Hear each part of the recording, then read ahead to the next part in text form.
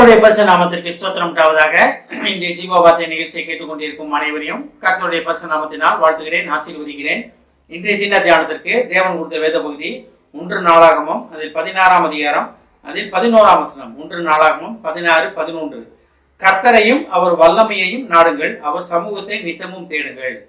இன்றைய தினம் அதை கேட்டுக்கொண்டிருக்கும் நேயர்கள் அனைவரும், விசுவாசிகள் அனைவரும் கர்த்தரை நித்தமும் தேடுவதற்காக தேவன் உங்களை அழைக்கிறார். கர்த்தரை நித்தமும் தேட வேண்டும். நம்ம அவருடைய வாசல் படியில் காத்திருக்கிற, நித்தமும் காத்திருக்கிற மனுஷன் பாக்கியவான் அப்படின்னு படிக்கிறோம். அப்ப தேவனை நித்தமும் தேடுவதுன்னா என்ன? பைபிள் படிப்பது, அவருக்கு ஜெபம் பண்ணுவது, அவர் பாடல்களை பாடி, அவர் ஆராதனைகள், அவர் தியானித்து கொண்டே இருப்பது, அவர் செய்கைகளை, அவர் நமக்காக செய்த காரியங்களை, அவர் கடந்த காலத்தில் செய்த காரியங்களை அதை தியானித்து கொண்டு இருப்பது தான் நித்தமும் தேடுவது. தேடுவதுதான் நம்ம ஒரு ஆள் காணப்பத்தி வந்து குளிஞ்சு பிடிச்சி விளையாடுறோம், அந்த இதெல்லாம் கிடையாது. இது வந்து நித்தமும் தேடுவதுன்னா எந்நேரமும் தேவனுடைய எண்ணத்திலே இருப்பது.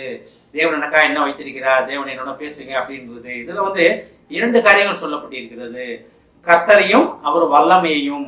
அப்ப தேவனையும் தேடணும், அவர் வல்லமையும் தேட வேண்டும். அப்ப தேவனை மட்டும் தேடிட்டு நான் டெய்லி ஜெபம் பண்றேன், ஓகே ஆண்டவரே, ஸ்தோத்திரம் ஆண்டவரே அப்படின்னு போறோமா? அதுக்காக தேவன் நம்மளை படைக்கவில்லை. கேட்டு பெற்றுக்கொள்வதற்காக, கேட்கிறவனு பெற்றுக்கொள்கிறான் நம்ம அடிக்கடி பார்க்கணும் நம்ம. அப்ப தேவனிடத்தில் கேட்டு அவர் வல்லமையை பெற்றுக்கொள்ள வேண்டும். எதுக்காக வல்லமை? நீங்க தான் எழுப்பி பிரகாசிக்க போறீங்க, நீங்க தான் உலகத்துக்கு ஒளியாக இருக்க போறீங்க, நீங்க தான் உலகத்துக்கு உப்பாக இருக்க போறீங்க. அதை நீங்கள் கேட்டு பெற்றுக்கொள்வதற்காக தேவன் உங்களை அழைக்கிறார். ஆனால் தான் யோவான்ல 14ஆம் அதிகாரத்துல பார்க்கலாம், என்னை விசுவாசிக்கிறவன் வந்து என்ன நான் செய்த காரியங்களும் செய்வான், என்னிலும் மேலான கிரியைகளும் செய்வான். அதுதான் தேவன் நம்ம மேல வைத்திருக்கிற நம்பிக்கை. அப்ப கர்த்தரை மட்டும் தேடினா போதாது, அவர் வல்லமையால் நம்ம நிரப்பப்பட வேண்டும். தேவன் நம்மளை வல்லமையால் நிரப்புவதற்காக அவர் சித்தம் உள்ளவராக இருக்கிறார். அப்ப தேவன் வந்து நம்ம எழுப்பி பிரகாசிப்பது, உலகத்துக்கு ஒளியா இருப்பதுதான் தேவனோட சித்தம். நம்ம வெளியே போனோம்னா, அப்போஸ்தலர் காலத்துல பாத்தீங்கன்னா பேதுரு, யோவானவங்களாம் வெளியே போகும்போது அவங்க நிழல் பட்டு சுகமானாங்கன்னு பாக்குறோம். நம்ம பேதுரு நிழல் பட்டு சுகமானதை படிக்கிறோம். அவங்கள தொட்டவங்க சுகமானாங்க, இயேசுவின் வஸ்திர தொங்கலை தொட்ட ஸ்திரீ சுகமானா. அப்பேற்பட்ட வல்லமை தேவன் நமக்கு அளித்திருக்கிறார்.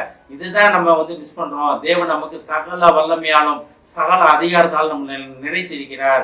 இதெல்லாம் எப்ப நம்ம கிடைக்கும்? கர்த்தரை நித்தமும் தேடும் பொழுது, அவர் சமூகத்தில் நித்தமும் நம்ம அமர்ந்திருக்கும் பொழுது. ஆனால் கர்த்தரையும் அவர் வல்லமையும் தேடுங்கள், 2ஐயும் நம்ம தேட வேண்டும். கர்த்தரை தேடணும், ஓகே, ஜெபம் பண்றோம், எல்லாம் பண்றோம். ஆனா என்னைக்காச்சும் நம்ம வந்து தேவனை நீ செய்த காரியங்கள் நானும் செய்யணும் ஆண்டவர், நீ சொல்லியிருக்கீங்களா ஆண்டவரே, நீங்க சொல்லாம நான் கேட்கலையே, நீங்க சொன்னதான் நான் கேட்கிறேன் அப்படின்னு நினைக்காச்சும் வாயில திறந்து நம்ம கேட்கிறோமா? தேவன் சொல்லாத காரியத்தை நம்ம கேட்கவும் கூடாது. ஆனா தேவன் என்ன சொல்லியிருக்காரு? என்னிலும் மேலான கிரியைகளை செய்வான் என்று தேவன் நமக்கு கொடுத்த அழைப்பு. அந்த அழைப்பை நித்தமும் நம்ம கேட்க வேண்டும். அதான் கர்த்தரையும் அவர் வல்லமையும் தேடுவது. அடுத்து பாருங்க, அவர் சமூகத்தை நித்தமும் தேடுங்கள். அப்ப கர்த்தருடையும் அவர் வல்லமையை நாடுவதும் மட்டும் கிடையாது, அவர் சமூகத்தை நித்தமும் தேடுவதற்காக நம்ம அழைக்கப்படுகிறோம். இப்ப சமூகத்தை தேடுவதுன்னு என்ன? கர்த்தர் எங்கேயும் மறைஞ்சிருக்காரா ஓடி போய் நம்ம தேடுறதுக்கு? நித்தமும் தேவன் எங்கிட்டாச்சும் போய் ஒளிஞ்சு உட்காந்துக்குவாரு, நம்ம டெய்லி போய் தேடி பிடிச்சிட்டு வரதா? கிடையாது. தேவன் உங்களுக்குள் இருக்கும் தேவனை தேட வேண்டும். நம்ம தேவன் உங்களுக்காக வைத்திருக்கும் வல்லமையை தேட வேண்டும். கர்த்தரை சமூகத்தில் நித்தமும் அமர்ந்திருந்து, தேவனே நான் உங்களை பார்க்க வேண்டும் ஆண்டவரே, உங்க சத்தத்தை கேட்கவும் வேண்டும் ஆண்டவரே அப்படின்னு நித்தமும் தேவனை தேடுவதற்காக நம்ம அழைக்கப்பட்டிருக்கிறோம்.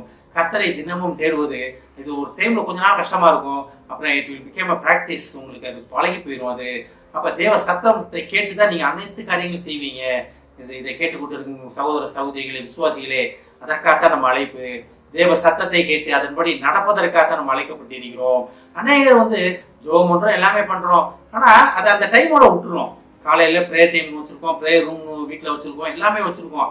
அந்த ரூம்குள்ள போனா தான் தேவனை தேடுறோம். வெளியே வந்தோம்னா உலகத்துக்கு போயிடும். அது கிடையாது. நித்தமும் தேட வேண்டும். நித்தமும்னா என்ன? 24 மணி நேரமும்.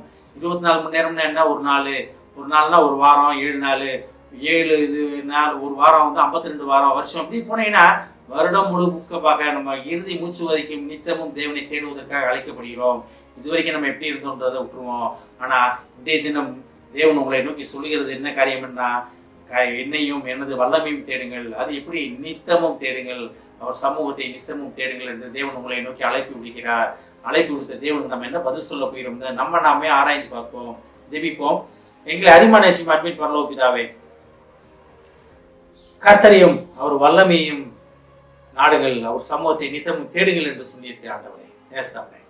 நாங்கள் உமது சமூகத்தை நித்தமும் தேடி உண்மையும் உமது வல்லமையும் பெற்றுக்கொள்ள எங்களுக்கு உதவி செய்தாருங்க. நன்றி ஆண்டவரே. இதை கேட்டுக்கொண்டிருக்கும் ஒவ்வொரு விசுவாசியும் ஆசீர்வதிக்கிறோம் அப்பா. ஒவ்வொரு குடும்பத்தையும் ஆசீர்வதிக்கிறோம் ஆண்டவரே. ஏஸ்தாபனே, குடும்பத்தில் உள்ள அனைவரும் உமது சமூகத்திலே காத்திருந்து உமது வல்லமையும் உண்மையும் பெற்றுக்கொள்ள உதவி செய்யும் ஆண்டவரே. ஆசீர்வதிக்கிறோம் அப்பா.